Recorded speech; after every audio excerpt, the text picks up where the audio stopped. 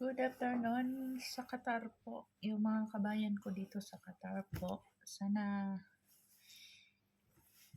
i-enjoy lang ninyo ang pagod sa Ramadan. Kasi alam ko, parehas naman tayo na napagod kasi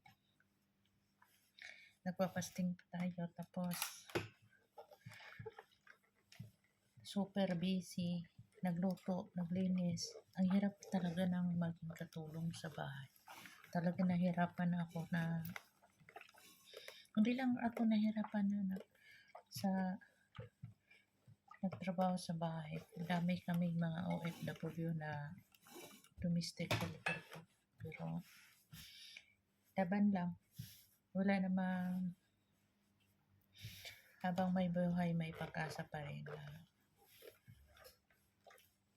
hindi laging ganito. Pero pray lang, tiwala lang tayo kay God tiwala lang tayo ni God para i-out tayo niya sa kahirapan.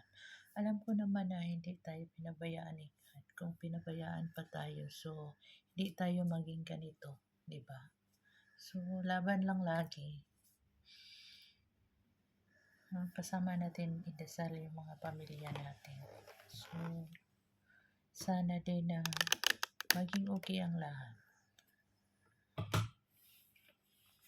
And salamat po sa nanood kagabi. Yung views ko, 20,000. Salamat po sa inyo.